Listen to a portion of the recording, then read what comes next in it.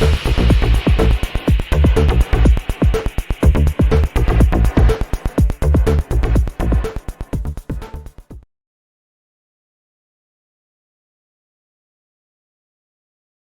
there everybody, and welcome to another video. On today's video I have this Lexus IS300h, so the hybrid version.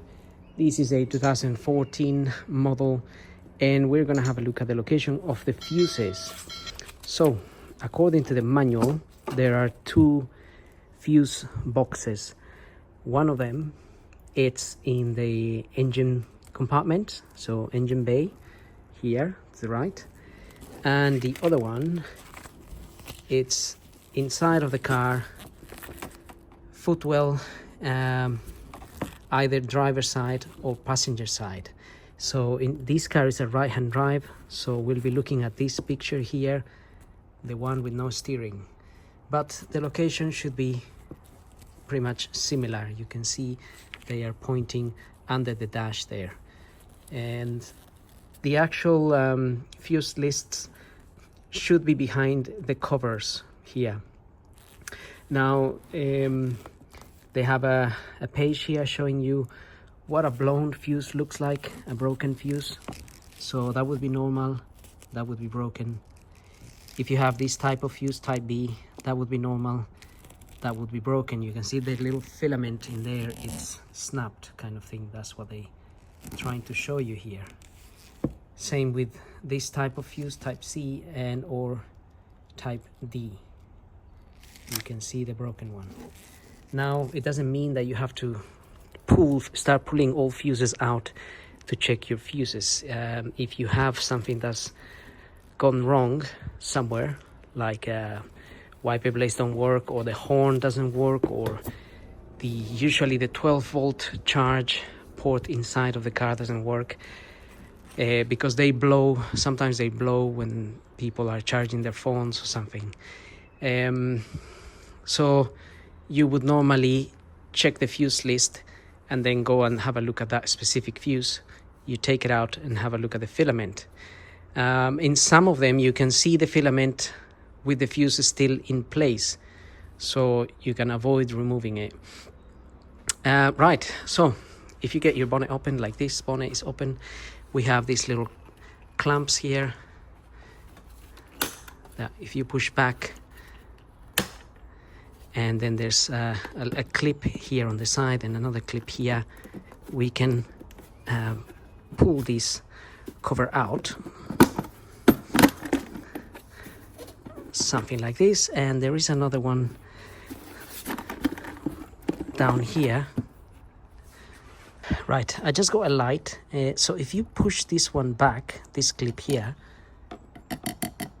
you'll be able to pull this cover out. So the ones on the side, you press them in and they get released, so not really difficult to open the cover.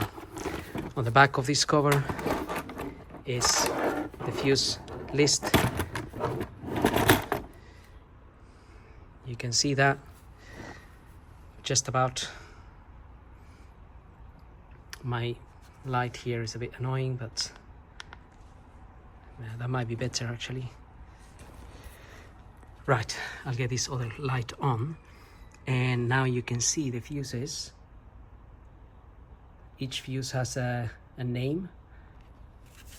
Now you could type this on Google and then see what the fuses are for, because some are not really obvious. Obviously you may not know what they are, just like me. I don't know what some of these fuses are for, but that's what you have. And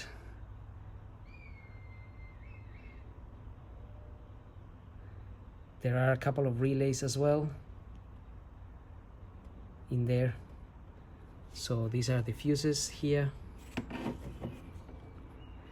There are two relays here.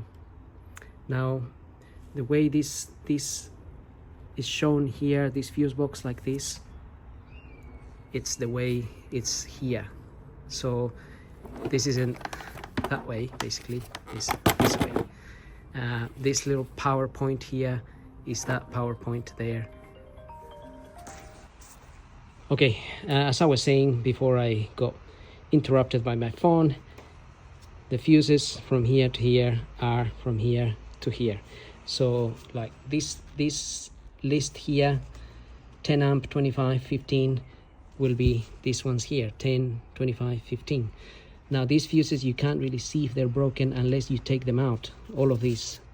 But these ones, you can see through the little glass there if the filament is broken. And there is a little key here, so this little key, you can use that in order to pull a fuse out.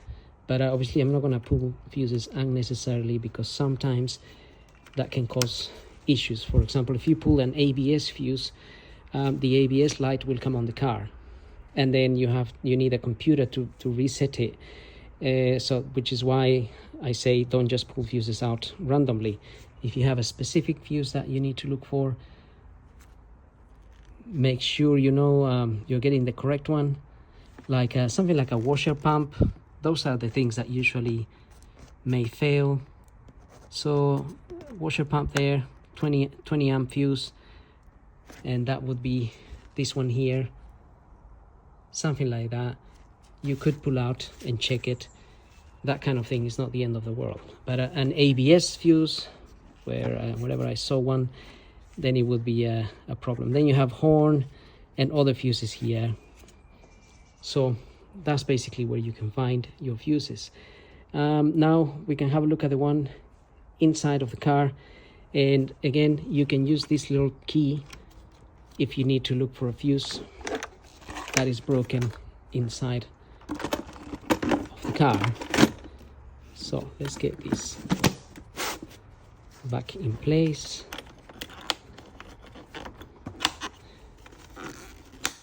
Okay, now if we go into the car, in this case passenger side,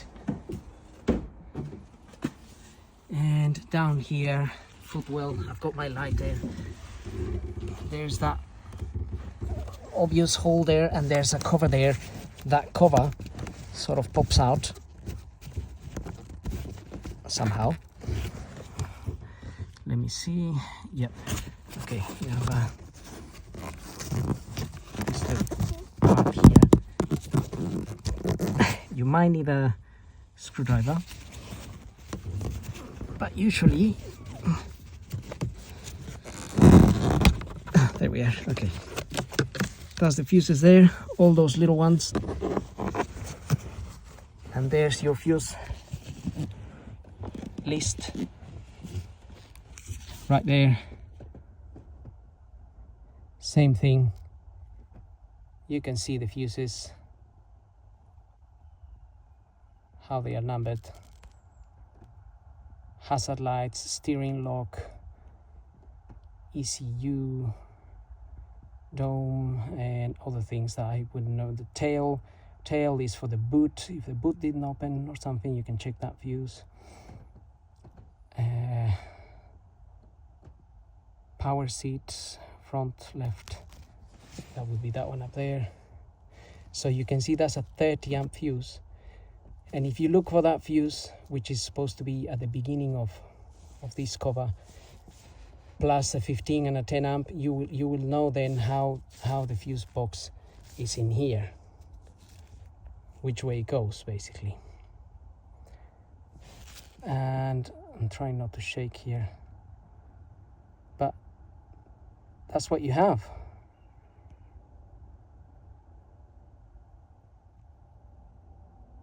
And also what I want to say is, if you guys need a fuse, if you need to know where a fuse is or whatever, then take a good look at this.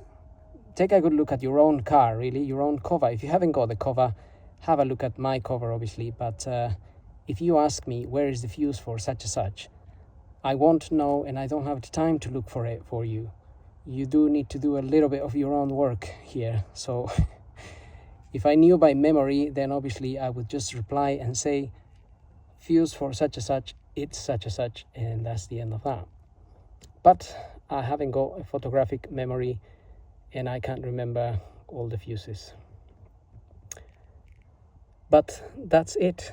Those are the two fuse boxes. And having said that, I hope the video helps.